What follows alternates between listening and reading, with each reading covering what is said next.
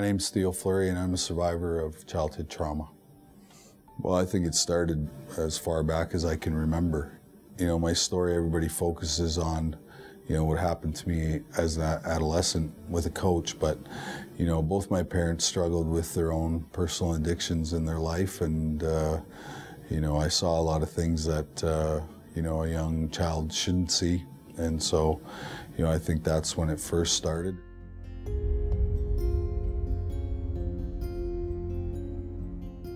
You know, when I was an adolescent, you know, a coach of mine sexually molested me over 150 times. Well, it went on for about 2.5 years, and the reason why I didn't say anything was, you know, I wanted to be an NHL hockey player, and obviously, you know, this particular guy held my career in the palm of his hands, and he was somebody that I trusted, and, you know, even today I'm still, you know, looked at as, you know, somebody that that blew the whistle on a subject that, you know, an organization such as the Western Hockey League, you know, doesn't want to talk about, and you know, has given very little support to you know, any of the causes surrounding, you know, child sexual abuse.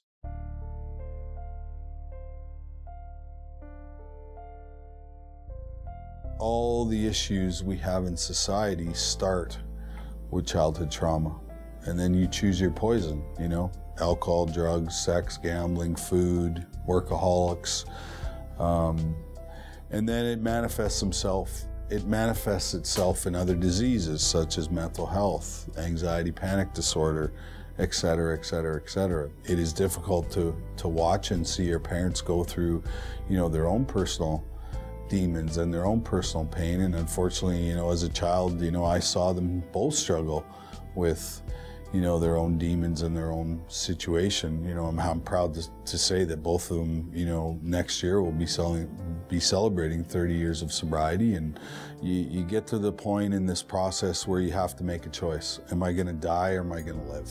And, you know, on September 18th of 2005, you know, I made a decision, you know, where I made one small choice, and that was that I wasn't going to use drugs and alcohol anymore to deal with the pain of my past.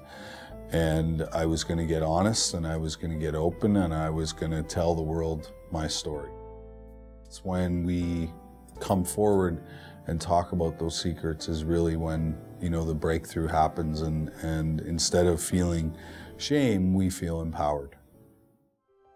In 2009, you know, when I wrote Playing with Fire, I had my first book signing at the Eaton Centre in Toronto. 400 people showed up. You know, out of the corner of my eye, I spotted this guy. He had my book very close to his chest, and his face was in the floor. And he got to the front of the line, and he put my book on the table, and he looked me in the eye, and he said, "Me too." That's the day when I knew and found the purpose for my life, and that was to help other people by sharing my story and my experience. Well, we're setting up a foundation right now, with one of our purposes being able to support the Be Brave Ranch once it's built through fundraising and whatnot. You know, it took me 27 years to feel comfortable in my own skin. That's why, you know, Little Warriors is so important to me, and you know, has a huge place in my heart and in my soul. I have every excuse in the book for, you know, the behavior that happened in the past, but, you know, at the end of the day, you know, God picked me, right? And God picked Glory, and God picked Allison, and et cetera, because, you know, He knew that we would find the strength to get through what we needed to get through. And at the end of it, we would make a difference in people's lives. I know how you like surprises. Oh. Yeah, I know you don't, or gifts. It's a true story. So this arena is going to be called Theo Fleury's Rink of Courage. Wow. So this is what it's going to look like. Fluid Life has donated the money to help us get it set up. I wanted to do something to say thank you for all that you've done and your courage, and we thought that was a fitting name. Perfect. Okay. I can see a Battle of Alberta happening out here. when you're playing road hockey in Russell, Manitoba, you know, 40 years ago, you know, you have dreams and aspirations of playing in the NHL someday, you know, and